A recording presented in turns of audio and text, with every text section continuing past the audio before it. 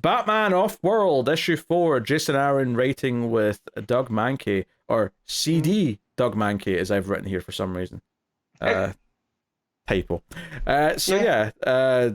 We have Batman has made the choice to stay in the Slag Galaxy to try and solve this problem of the Black Sun Mining Corp, who are enslaving people and ruining various civilizations with their reign of terror.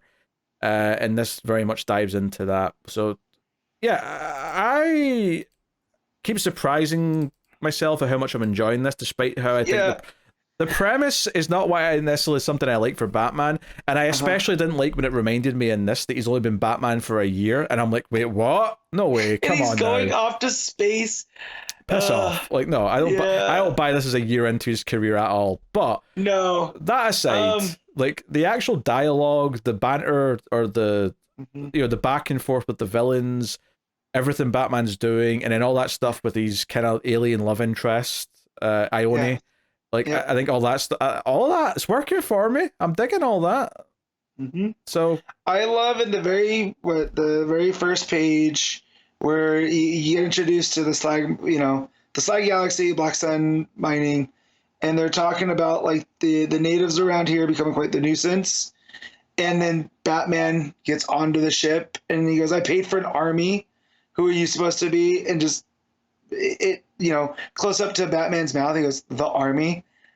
I thought that's such a cheesy moment, but I loved it. Yeah, like I'm having fun with most of what it's doing. I think there was like one line of narration later on that annoyed me, but other than that, everything's really good. The alien dude who Batman beat to steal his ship, because that's the thing, the ship he was on before, he's stolen that now, and he's flying around in that with his punch bot and his alien dog that he befriended, if you remember. So that's the big alien's like, "Oh, lords, I will take back what's mine. I will fix this." And and we met these villains, the people in charge of the Black Sun, this brother sister duo with the red mouths and grey heads. Creepy. Yeah. Super kind of almost Cenobite looking. I'm sure I said that when they were introduced as well. You did. Yeah, I'm sure I did.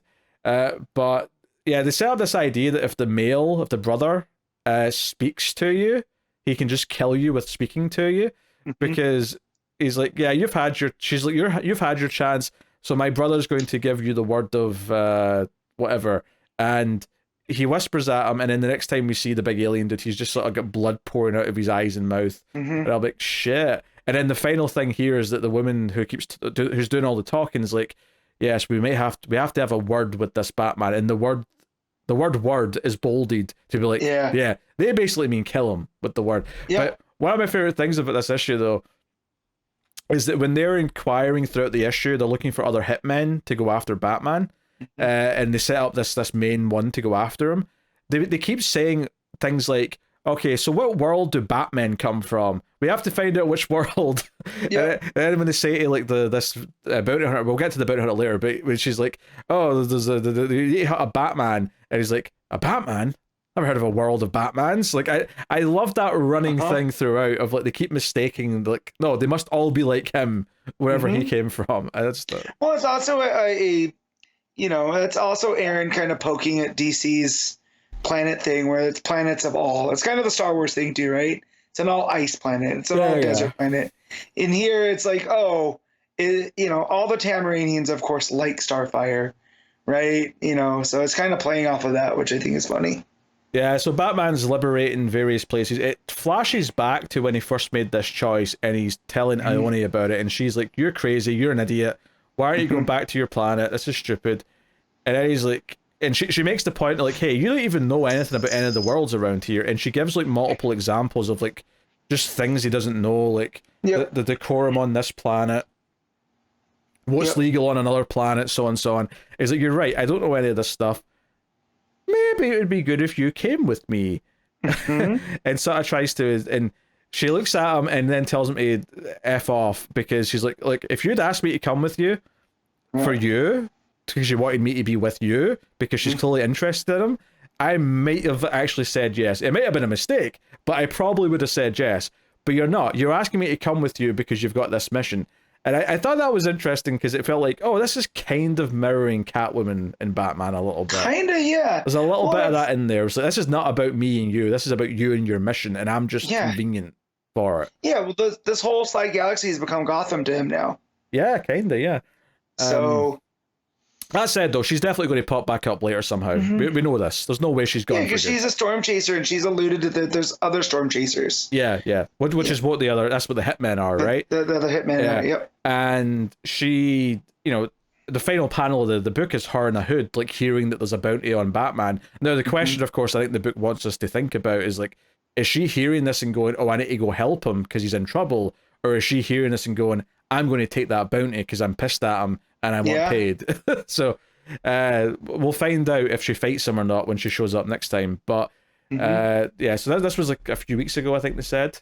It said weeks earlier. Yeah. So back to present day, he's beat up a bunch of like alien dudes, and we cut to what turns out to be a Thanagarian, although you would never have guessed that, I think, from the first page, because he's just this grey dude with what looks like red tattoos on like parts of his body. And I'm like, oh, and this is the cool thing. This is how you know Aaron and Mankey are good at what they do. Is that as soon as it went to this page, I'm like, oh shit, this is the main villain now, or not the main villain, but the main hitman that's coming after him. Because it almost felt like a John Wick movie, where you're in the first act of the John Wick movie, and it's like we need someone to go after John Wick, and you cut to someone who looks kind of menacing. You're like, okay, this is the main one. This is the one who's going to fight the main guy.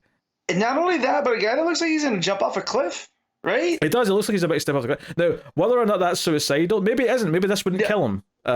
In fact, if anything, I think the fact that it turns out he's Thanagarian probably means that his wings were just going to sprout out. Right, but we don't know that at the moment. Where it's like, oh, this guy is like, oh, he's sad because he's run out of people to kill.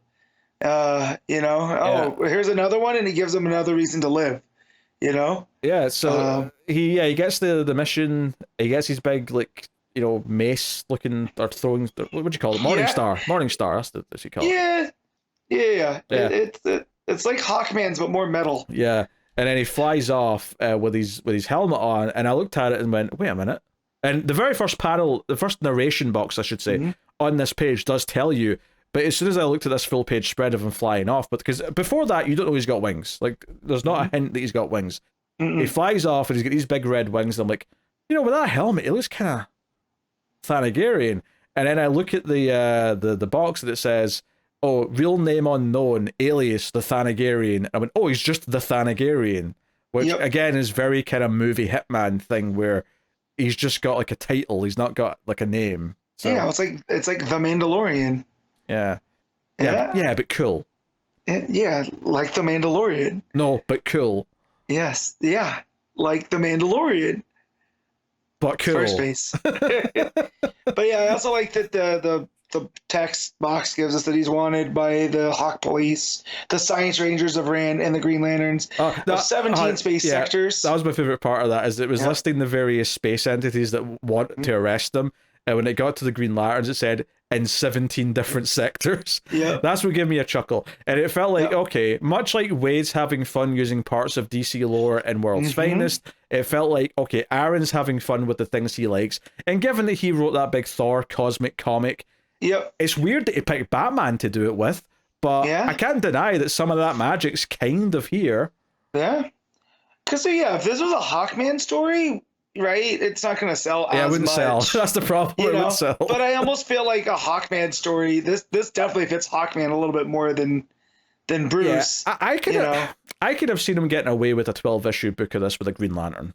Like, I could have seen, like, one of the maybe tougher Green Lanterns. Kilowog, right? I don't know if a Kilowog book would sell, though. I'd like to think it would, but I don't know if it would. Yeah. Guy Gardner. Sadly, he might be the right one for the job. Yeah. Although, it would definitely be written as a very different character because of how his personality is. For sure. But he'd be the butt of the joke 9 times out of 10. It'd be weird because War Journal is going on, but I actually think John Stewart might be the best fit with the.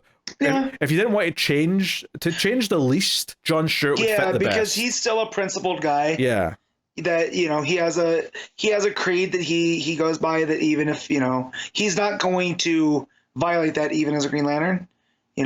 But So yeah, as Batman's trying to do a raid on the next target, the next mining outpost, in flies the Thanagarian and grabs him, and yeah, so they have their first kind of like face off, and Batman's questioning maybe he should have went home when he had the chance. And we do get a page back in Gotham where Gordon's like, oh, he's not coming, and turns off the signal, and Alfred's looking concerned in the Batcave. And I'm like, you know what? I feel like it's good to remind us that this is still tethered to the real Batman in some way. Yep. But again, I feel this is the idea that he's doing this before he's maybe met even Superman feels really weird to me. But whatever, it's fine. For sure. Like, I feel like he should have met Superman and some Green Lanterns, and then he would have the tech to make a spaceship. The fact that he had tech to make a spaceship before he met any superpowered or alien characters feels really a stretch, but whatever. I'm having fun. Like I said, the final page is what looks like Ione.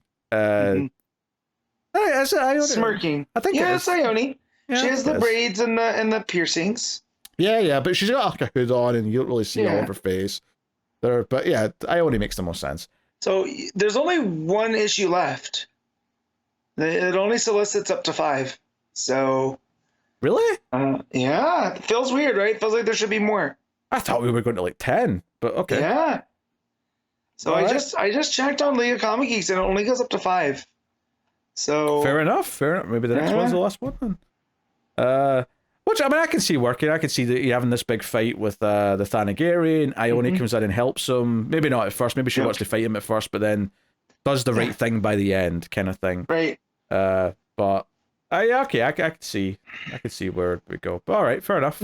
I'm almost wishing it was longer now, to be honest. Me too. Again, I could be wrong but it's just usually on League of Comic Geeks, if you scroll all the way down, it'll give you. Well, the issues. There was no solicit in today's solicit, so honestly, I guess it's not that surprising. Yeah. Okay. Yeah, true. But yeah, anyways, I'm really enjoying this. I like it. I like all that, and the art. Monkey's really good. And you said that it feels like Green Lantern and stuff. And it's like, well, that's where I loved his art the most on DC, was when he was doing Green Lantern stuff. It feels like Green Lantern, but you're not overburdened with green. It's a very nice multicolored book. Yeah. So for sure, that's good. But yeah, good inks and line work. I really like how heavy the inks are in a Mankey book. All right, what are you giving Batman Off-World? I'm gonna give this an 8. Yeah, I think a solid 8. Sounds right for me as well, but surprisingly so. Like I think the premise didn't make me think I was going to like this that much, but I've enjoyed this way more than his Action Comics story for sure.